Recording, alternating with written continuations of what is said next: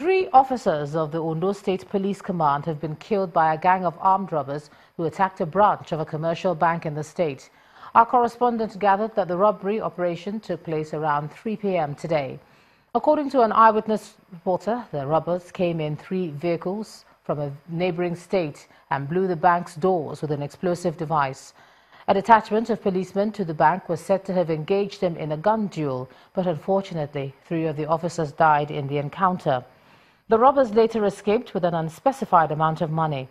The spokesman of the police command, Femi Joseph, who confirmed the incident, explained that the Commissioner of Police, Gbenga Adeyanju, has commiserated with the families of the slain officers, adding that the command is tracking the robbers and appealed to the people to provide relevant information that could lead to their arrest. The Federal Executive Council has approved the draft of the 2018 budget proposal, and that was announced by the Minister of Budget and National Planning, Udo Udoma, at the end of the council meeting, presided over by President Muhammadu Buhari today. He told journalists that the date will be fixed for the President to submit the draft document to the National Assembly. Also speaking during the briefing, the Minister of Finance, Kemi Adeosun, said that 450 billion naira has so far been released as capital expenditure for the 2017 budget. Our correspondent Ibrahim Adra reports. The 2018 budget did come up for discussion at Thursday's meeting with President Muhammadu Buhari chairing. The council is happy with the draft budget estimates and gave its approval. The Federal Executive Council today approved a draft 2018 budget proposals. So we will be liaising with the National Assembly, to agree the date in which the President will formally submit the budget to them. The minister is, however, keeping the details of the budget close to his chest, citing constitutional provisions.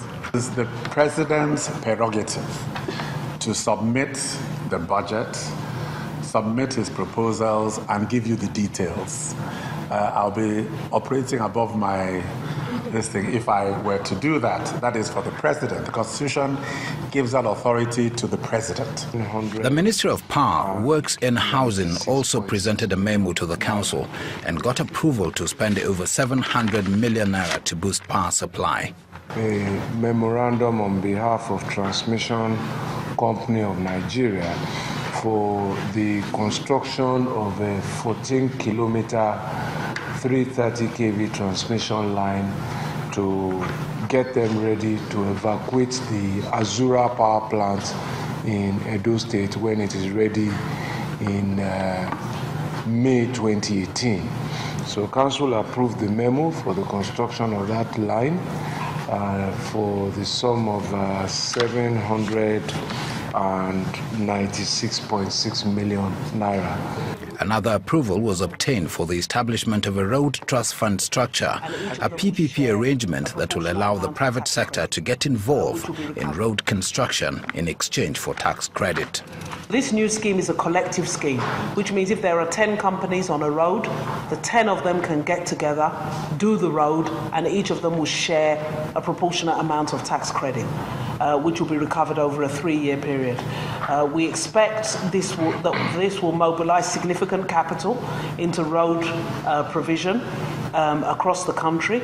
The Ministry of Works will, of course, be approving the design and the costs of those roads. The BPP will also provide certificates of no objection to make sure that the costs are reasonable.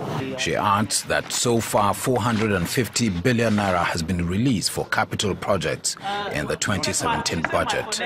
From the presidential villa in Abuja, Ibrahim Adra, Channels Television News. We're staying in Abuja, but this time, let's check in with Gloria Umezuke. Hey, Gloria. Thank you, Ijoma.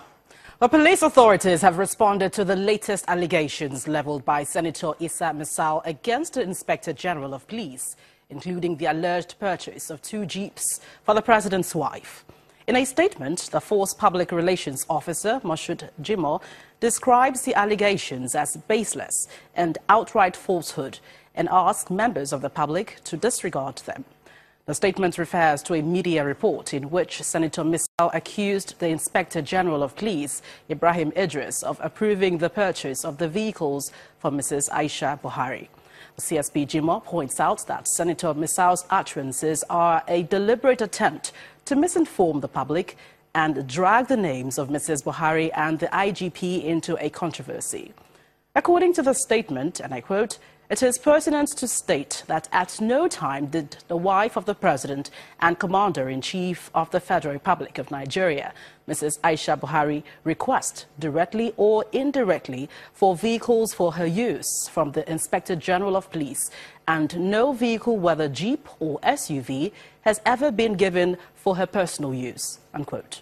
He says, following a request by the ADC to the President's wife on January the 17th, the IGP approved the assigning of 2 police vehicles, a Toyota Sienna bus and a Toyota Hiace bus, to Mrs. Buhari's convoy. The police spokesperson explains that the law indeed empowers the Inspector General of Police to deploy police vehicles for security operations. Meanwhile, the wife of the President has dissociated herself from Senator Misal's claims, saying in a tweet, and I quote, "I'm still using my personal cars." The National Library of Nigeria was established by the National Library Act of 1964 with its intended role as the dedicated home of Nigeria's institutional memory for future generations. Well, since inception, however, the National Library has struggled to fully achieve the stated objectives. On our big story tonight, our correspondent Ajuri Ingilali investigates the circumstances around the present condition of the institution.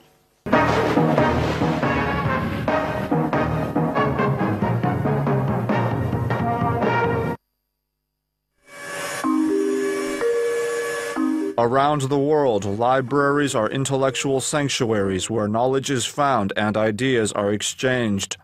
They are symbols of societal organization and archival reservoirs of historical and institutional memory. But not all libraries are the same. This is not a market or a canteen. In a nation of brilliant people, this is the headquarters of the National Library of Nigeria. Tasked with inculcating a national reading culture, this edifice stands as a monument of misplaced priorities. 3 years ago, this building was marked by the Federal Capital Development Authority as uninhabitable for human beings. Today, it remains untouched and inhabited daily by demoralized library staff. When the person was forced to move out of this particular office because Librarian Shade Adepoju is one of the disenchanted staff. Ready to risk her job to expose the rot, she guides us through her daily pain. Yes, feel free. So this is the hallway. Just take us. These are the staff restrooms.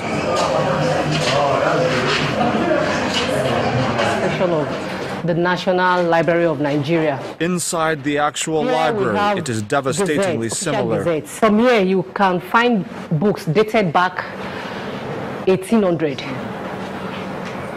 Government's gazette, official gazette, are kept here. Pictures dating from 50, 70 years ago are kept here. But we don't have adequate space to keep them. They're not meant to be packed together on the shelf like this. They're meant to be in a conducive, air-conditioned room. But here they are. We found that more than just reading materials are under threat. In the corner of this room is an empty and used beverage bottle, now wedged into the wall to block water leakages. On the other side of me is a wall completely covered in green bacteria, which is injurious to human health. As we move forward into this corner of the room, we meet a civil servant named Mr. Abraham, who is an accountant with the National Library of Nigeria, who has a pretty good idea of how much money has passed through this institution over the years, and now knows all too well what can happen when funds are used to enrich political appointees who come and go, leaving behind civil servants like Mr. Abraham to work in squalor. For senior accountant Mbachi Henry, inhuman treatment has become a devastating norm. These are the drugs I'm taking.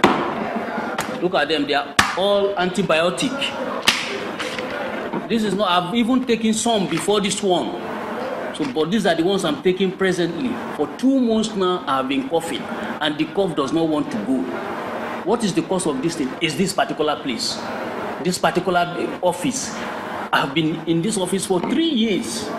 Nobody is coming to our rescue. Nobody is trying to relocate us. Respiratory doctor Kingsley Osagi says Mbachi's situation cannot be more grave. Needs to be further evaluated. There are a lot of diseases that can occur from the exposure, continuous exposure to asbestos, and this includes what we call pleural effusion, and of course, you can, from pleural effusion up to cancer of that membrane covering the lungs, which is called mesothelioma. My advice to him, first thing first, is to remove him from that environment. But what is the solution? We asked the minister responsible for the National Library. Well, right now we are the things on the table. We are working on the National Library issue, particularly their building, and to make sure they get back to real functional performance in the educational system. We're discussing, and very soon we'll have something very worthwhile. Attempts to follow up with the minister concerning the specificity of remedial plans were denied. This was supposed to be the solution, the new National Library of Nigeria headquarters. Channels Television News has exclusively obtained contract details which reveal that the new National Library of Nigeria headquarters building was initially awarded to Reynolds Construction Company, RCC, through a consultant, Odeleye International Associates, at an original cost of 8.5 billion naira, with an initial completion time frame of 21 months from the date of first mobilization to site on the 29th of April 2006. From 8.5 billion naira, the contract was upwardly revised to 17 billion naira before being revised upward again to 38.76 billion naira. It would finally be revised upward again to a staggering 78.37 billion naira. And nearly 12 years later, it stands hollow with 45% of the project completed. In every sector, the question of whether facilities will give Nigerians a chance to actualize their boundless potential arises. But few are as damaging as what we have found in the education sector, and the staff at this library agonizingly grasp for a solution. Arjuri Engelale, Channels Television News.